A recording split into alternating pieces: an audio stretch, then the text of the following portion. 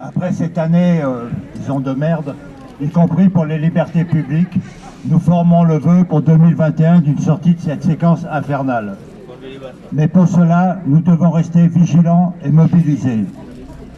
Donc merci d'être à nouveau présent dans ce rassemblement local qui est partie prenante d'un large mouvement national et ici tous et toutes résolument engagés pour toutes nos libertés.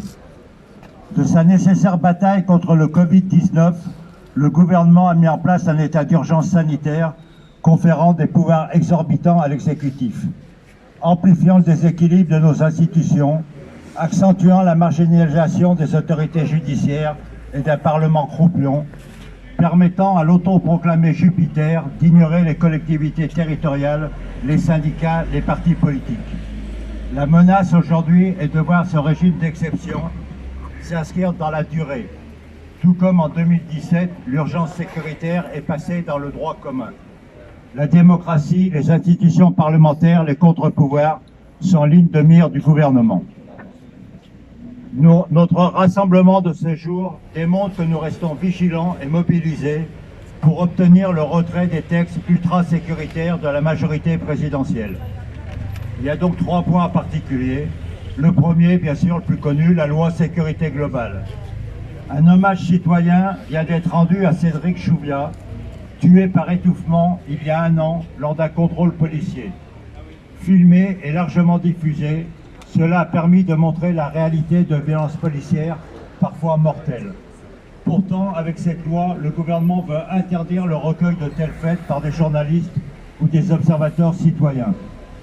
Il veut aussi établir une surveillance généralisée et un contrôle permanent de toute la population avec l'usage de drones et l'extension des pouvoirs judiciaires aux policiers municipaux et voire même aux vigiles des sociétés privées.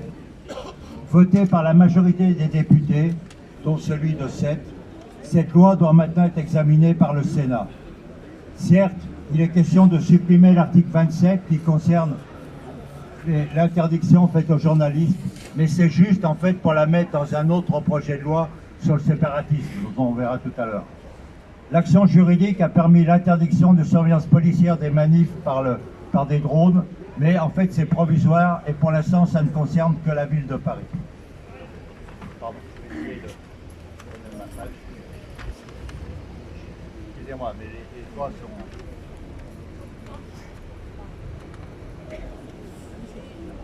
J'ai pas encore photocopié recto verso. Merci, excusez-moi.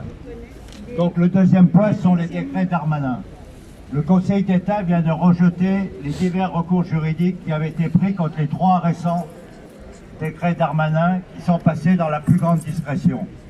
Rappelons qu'ils autorisent le fichage automatisé de nos habitudes de vie, de nos opinions politiques, des activités sur les réseaux sociaux, tout comme nos comportements religieux ou données médicales, sans parler du fichage des enfants et de la reconnaissance faciale. Certes, c'est loin d'être bouclé, c'est un jugement en référé.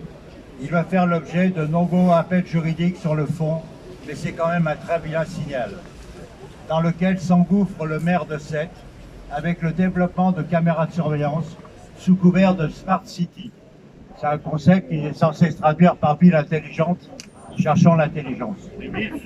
Autre projet de loi, conforter le respect des valeurs de la République, anciennement dites contre le séparatisme. C'est là que Macron voudrait maintenant glisser l'article 24 interdisant de photographier les violences policières. Bravo à celles et ceux qui comprendront comment cette interdiction conforterait les valeurs de la République, liberté, égalité et fraternité.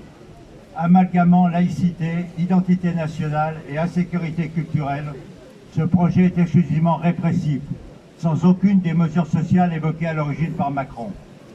Loin de garantir les libertés, il ne prévoit que des interdits touchant les collectivités, les entreprises, les cultes et tous les citoyens. Nous voulons notamment défendre la laïcité contre ces faux adorateurs, adeptes d'exclusion et d'inégalité à géométrie variable. Le gouvernement cherche à inscrire dans un cadre contraignant la nécessaire lutte contre les discriminations et le racisme. Cette politique ouvre la voie à un délit d'opinion qui ne met personne à l'abri de poursuites. C'est une mise en observation de l'ensemble du mouvement associatif, chantage aux subventions à la clé. En conclusion, en 2021 comme en 2020, nous devons nous mobiliser pour nos libertés fondamentales, la justice sociale et l'égalité des droits, avec la même vigilance et la même constance. Face à ces dangers liberticides, nous devons rester pleinement engagés pour exiger le retrait de ces 2 lois et de ces 3 décrets. Pour atteindre cet objectif, d'autres actions seront nécessaires.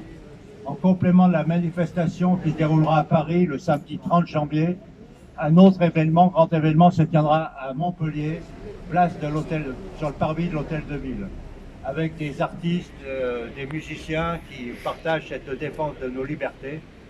Donc nous sommes invités à y participer pour augmenter la visibilité de l'action. Bon, d'ici là, nous verrons si nous faisons quelque chose à Sète ou si nous nous rendrons à Montpellier. Voilà, merci beaucoup pour votre présence.